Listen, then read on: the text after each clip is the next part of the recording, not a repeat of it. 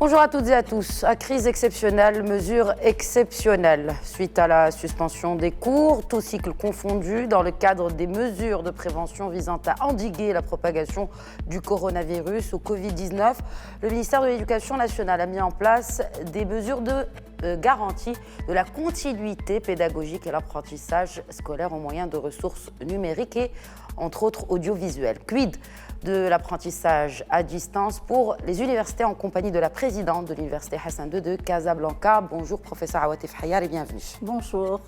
Est-ce une première au Maroc, l'apprentissage à distance? Non, l'apprentissage à distance existe au Maroc bel et bien dans les différentes universités, mais nous sommes en train de parler de l'apprentissage en ligne massif. C'est-à-dire nous parlons de centaines de milliers d'étudiants et d'élèves.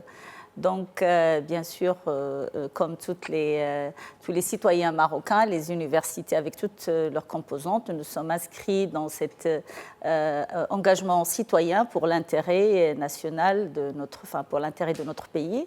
Donc, suite aux différents communiqués du ministre de l'Éducation nationale, la formation professionnelle et enseignement supérieur et recherche scientifique, le premier concernait la mise en place de mesures sanitaires, d'hygiène, de prévention.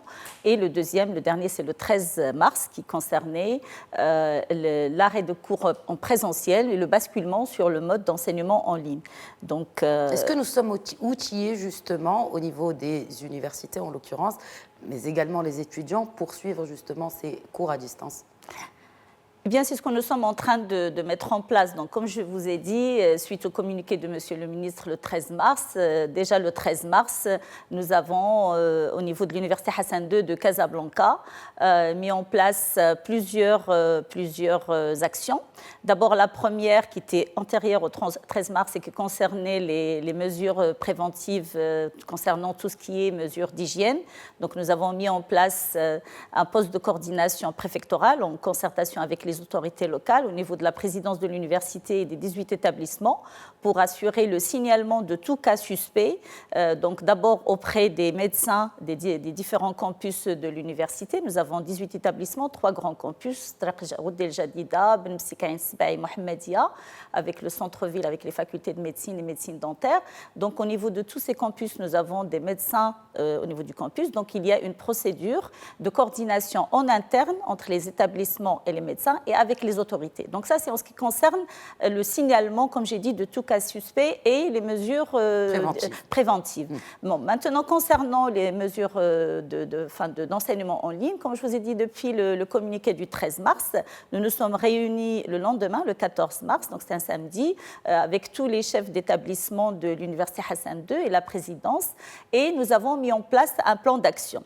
Donc ce plan d'action consiste d'abord à créer une cellule ad hoc au niveau de la présidence de l'université, au niveau du département système d'information, qui travaille avec des cellules au niveau des différents établissements, donc pour mettre en place, pour coordonner un plan de coordination pour le lancement des cours dès aujourd'hui, c'est-à-dire dès le lundi 16. Donc aujourd'hui, nous avons dans tous les établissements de l'université Hassan II des cellules qui travaillent pour accompagner les professeurs à mettre en place les cours en ligne. Donc, ces formats sont multiples. D'abord, sous forme de documents, PDF, PowerPoint ou vidéo, qu'on met en ligne sur différents supports en ligne existants, soit de l'open source, soit du propriétaire. Et donc ça, c'est au niveau de tous les établissements. Il y a des professeurs, nous avons, pour vous dire par exemple, nous avions avant autour de à peu près entre 5 et 10% de cours en ligne. Aujourd'hui, nous sommes passés à 50% des professeurs sont déjà inscrits et avec les environnements pour l'enseignement en ligne. Donc tout ça s'est passé dans les 48 heures.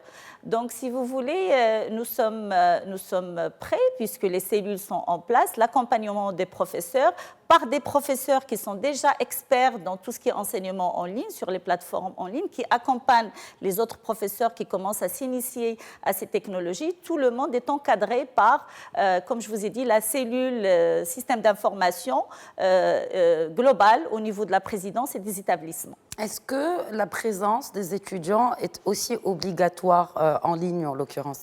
Non, enfin, la présence live. La présence live n'est pas obligatoire. Disons que dans un premier temps, ce que nous sommes en train d'assurer, c'est la mise en ligne des documents. D'accord, c'est-à-dire les professeurs, ils chargent leurs documents sur la plateforme de l'Université Hassan II de Casablanca. Alors, cette plateforme n'existait pas dans un format, on va dire, intégré avant. Il y avait différents établissements qui avaient chaque faculté avait on va dire, sa plateforme.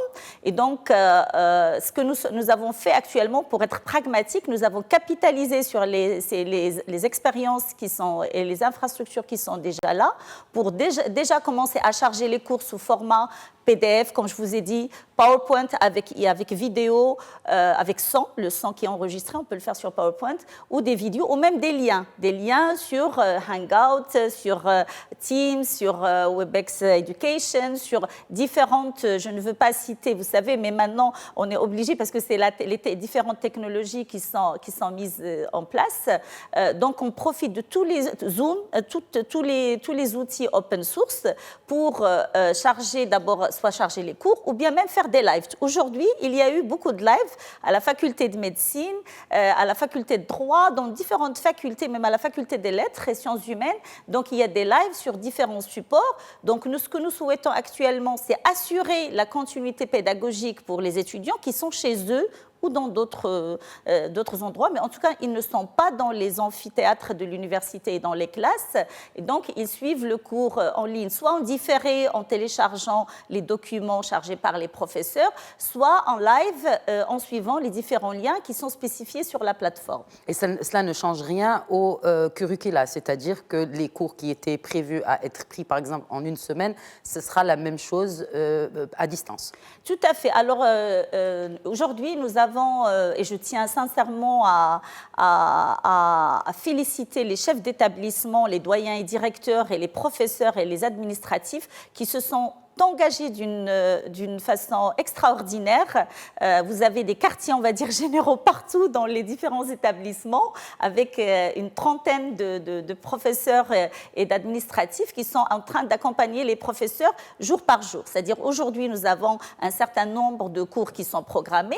Donc les professeurs qui ont les cours, soit ils dispensent déjà les cours en ligne, donc ils continuent à le faire, soit ils ne savent pas le faire, ce qui est tout à fait normal parce que tout le monde n'était pas initié à cette technologie.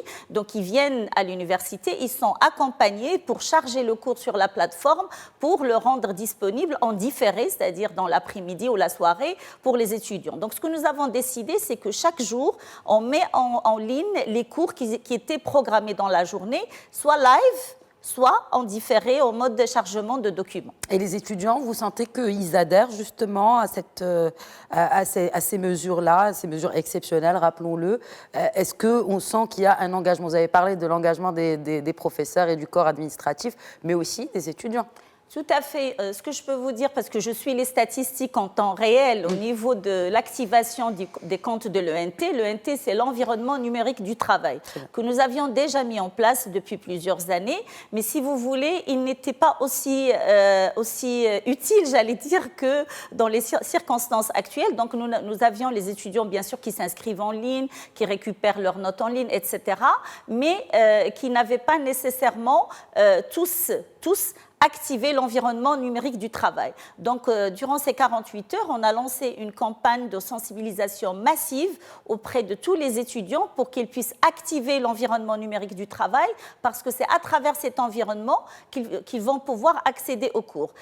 Donc, il y a un échange avec le professeur aussi? Cette plateforme permet l'échange entre profs et étudiants? Tout à fait. Donc, je vais vous expliquer la situation un petit peu dans le détail. C'est-à-dire, nous avons la plateforme de l'environnement numérique du travail qui permet un échange avec le professeur à travers des forums. Très bien. Donc, ce n'est pas un échange live. C'est à travers, c'est-à-dire le professeur charge le cours, après il y a des échanges avec les étudiants, il répond aux questions ou les étudiants entre eux discutent le contenu du cours. Donc ça, c'est à travers l'environnement numérique du travail. Mais vous avez d'autres canaux, on va dire, parallèles qui permettent aussi de dispenser des cours en ligne, notamment. Bon, je suis obligée de citer, comme je vous ai dit, soit Hangout sur Google, soit Teams, soit d'autres. Donc les professeurs, ils communiquent à travers mail ou à travers WhatsApp ou à leurs étudiants les liens, ou à travers Facebook, la page du professeur ou de l'établissement, les liens live, et les étudiants se mettent sur les liens au rendez-vous spécifiés pour suivre le cours en ligne. Donc il y a actuellement différents canaux. Donc ça c'est établi, c'est acquis. Ce que nous sommes en train de faire à l'Université Hassan II de Casablanca actuellement, c'est d'unifier l'environnement d'accès pour que ça soit à travers une seule plateforme, avec une facilité d'accès pour les étudiants pour suivre les cours, mais aussi pour les professeurs pour charger leurs cours, quel que soit le canal utilisé, mais à travers une plateforme unifiée de l'Université Hassan II de Casablanca. Rappelons que ce ne sont pas des vacances scolaires ou universitaires, que ces mesures sont exceptionnelles pour endiguer la propagation du coronavirus, mais en tout cas pour prendre toutes les mesures de prévention. Je rappelle également à nos chers téléspectateurs que le ministère a mis à disposition aux élèves et aux parents, et tous cycles confondus, pas que le cycle universitaire, comme vient de nous le détailler professeur Hayat, un numéro vert qui est le 08 40 11 22. 08 40 11 22. Merci beaucoup, professeur Hayat, de nous avoir expliqué. Et puis, souhaitons bon courage à ces professeurs qui se sont mobilisés pour, en tout cas, continuer à transmettre le savoir à nos étudiants dans les universités. Merci beaucoup, et merci à vous aussi pour votre engagement pour l'intérêt général et national. National, c'est notre devoir à tous. Merci encore. Merci de nous avoir suivis. Très bonne suite des programmes sur notre antenne.